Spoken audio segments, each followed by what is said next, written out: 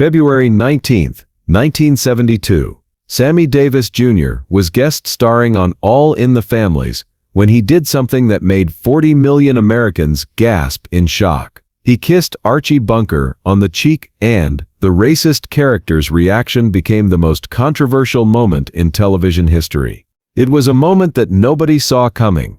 Not the writers, not the producers, not even Sammy himself. But when it happened, it changed television forever and created a cultural conversation that America is still having today. All in the Family was the most groundbreaking show on television in 1972. Created by Norman Lear, it was unlike anything American audiences had ever seen. The show centered around Archie Bunker, played by Carroll O'Connor, a working-class loading dock supervisor from Queens, who was racist, sexist, and bigoted in ways that were both shocking and somehow endearing. The genius of the show was that it forced America to confront its own prejudices by making them laugh at Archie's ignorance, while simultaneously recognizing that he wasn't entirely unlike people they knew, or maybe even themselves. It was social commentary disguised as comedy, and it was revolutionizing television. By early 1972,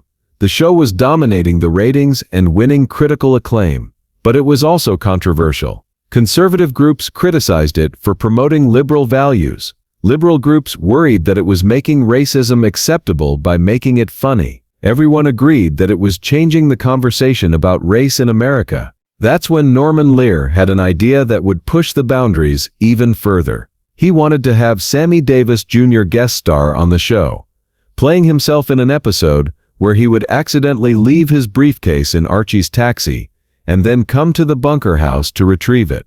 The concept was brilliant and terrifying.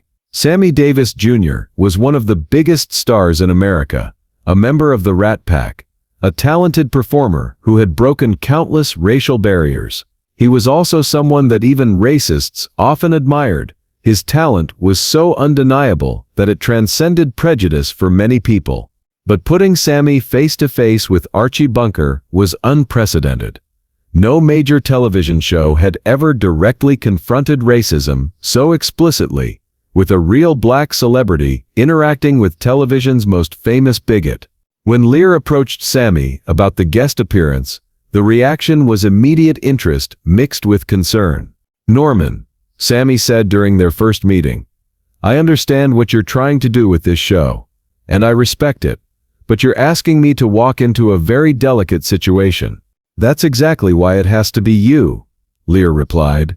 "Archie represents a certain type of American racism, the kind that's casual, unthinking, but not necessarily hateful. You represent excellence that transcends race. The collision between those two things could be powerful, or it could be a disaster." "Yes," Lear admitted, "it could be. But if we do it right, it could also be transformative." Sammy agreed to do the episode, but as production approached, everyone involved became increasingly nervous. The network executives at CBS were terrified. This was 1972, only 8 years after the Civil Rights Act, and racial tensions were still high across the country. "Are you sure about this?" CBS programming executive Fred Silverman asked Lear during a pre-production meeting. "We're talking about putting one of the biggest black entertainers in America in a room with television's most famous racist. What if the audience doesn't respond well?" "What if they do?" Lear responded. "What if we show them something they've never seen before? Genuine human connection transcending racial prejudice."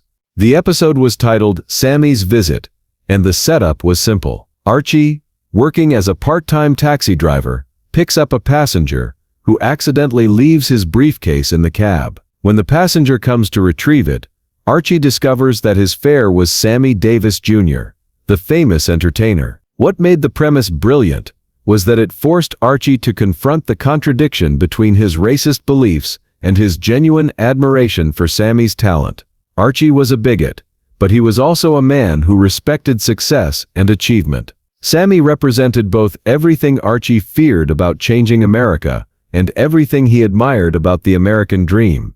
Rehearsals were tense.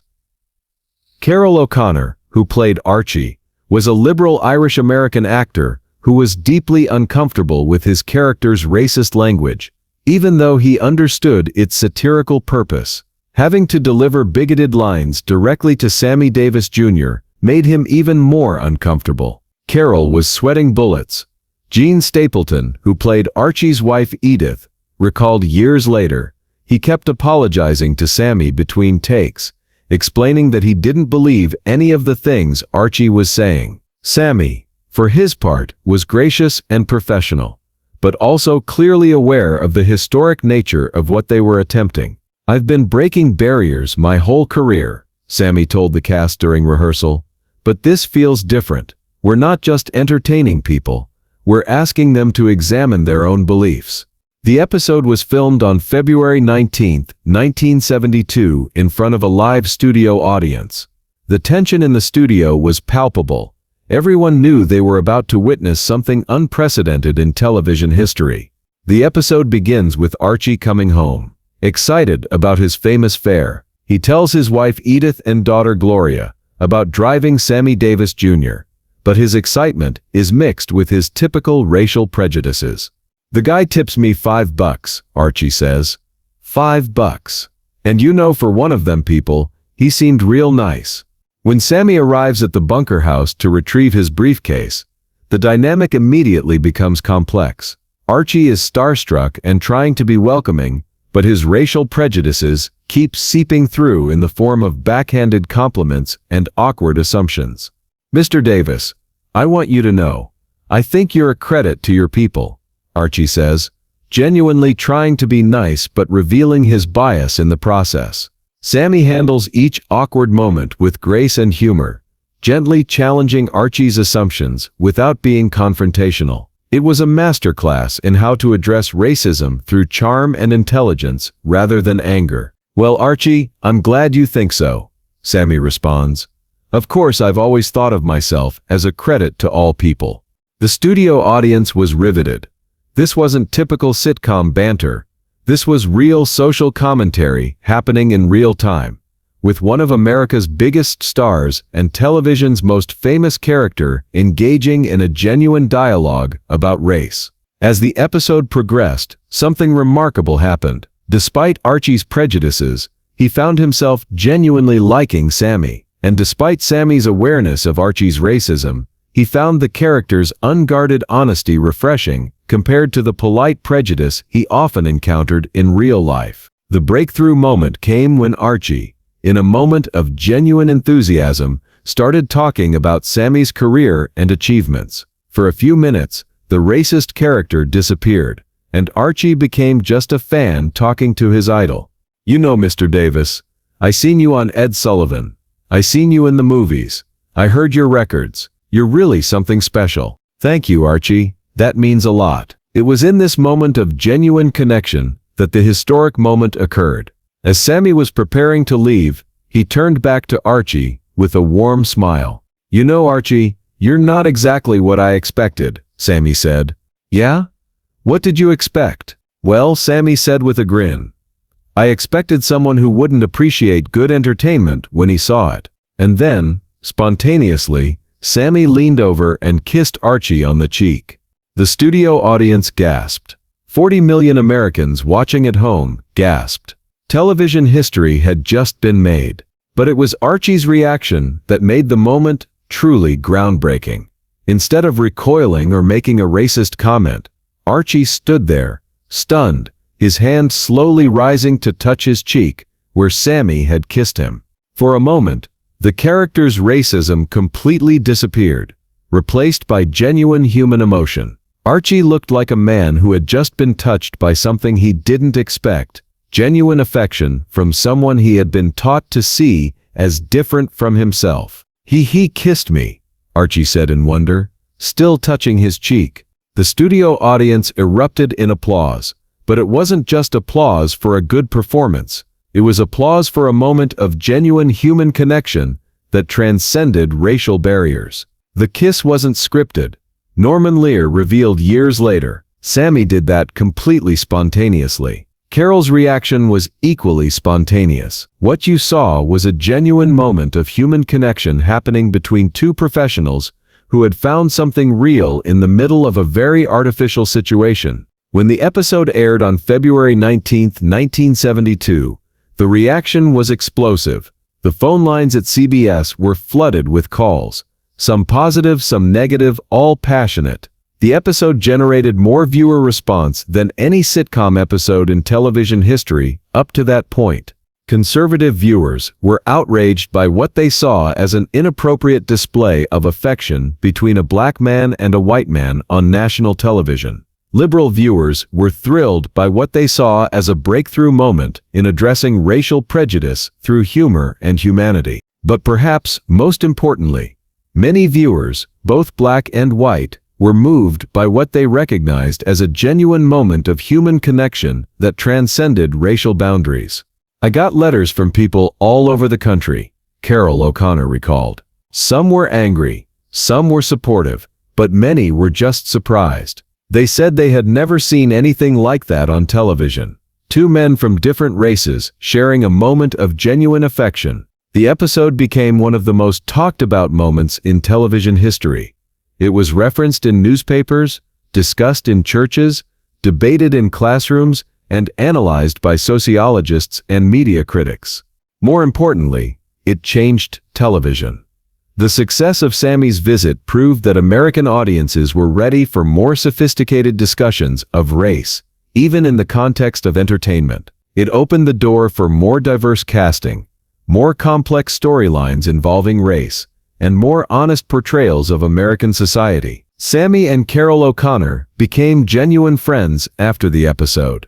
They appeared together at award shows and charity events, and their friendship became a real-life example of the kind of connection the episode had portrayed. "That kiss changed my life," O'Connor said in a later interview. "Not because of the controversy, but because it showed me something about human nature that I hadn't understood before." Sammy broke through Archie's racism, not by arguing with him, but by treating him like a human being worthy of affection. For Sammy, the episode represented something equally significant: the power of entertainment to address serious social issues without losing its ability to bring people together. "I've performed for segregated audiences. I've broken color barriers in nightclubs and television shows," Sammy said in a 1973 interview. But that moment with Carol, with Archie, felt different. It wasn't about breaking barriers. It was about recognizing that the barriers were artificial in the first place. The episode won multiple awards and is still studied in television and sociology courses today as an example of how entertainment can address social issues effectively. It's regularly cited as one of the most important moments in television history. But perhaps the most lasting impact of Sammy's visit was the conversation it started. The episode forced America to confront the reality that racism often coexists with genuine affection, that prejudice and love can exist in the same person, and that human connection has the power to overcome even deeply held biases. Years later, when asked about the kiss that shocked America, Sammy was characteristically gracious. "I kissed Archie because I liked him," Sammy said simply. "Not because he was perfect, not because he wasn't racist, but because underneath all of that, he was a human being capable of growth and change. And sometimes, that's all any of us can ask for." The episode remains a landmark in television history, proof that entertainment has the power to challenge assumptions, start conversations, and create moments of genuine human connection that transcend the barriers we create between ourselves. When Carol O'Connor died in 2001, Sammy's family sent flowers to his funeral with a note that read, "Thank you for showing America that love can overcome fear." It was a fitting tribute to a moment that proved television could be more than just entertainment. It could be a force for understanding, compassion, and change. If this incredible story of breakthrough television, unexpected human connection, and the power of entertainment to address social issues moved you, make sure to hit that subscribe button and share this video with someone who needs to remember that genuine human connection can transcend any barrier. Have you ever had a moment where someone's unexpected kindness changed your perspective? Let us know in the comments about the times when human connection surprised you and challenged your assumptions. And don't forget to ring that notification bell for more amazing stories about the moments when entertainment became a force for social change.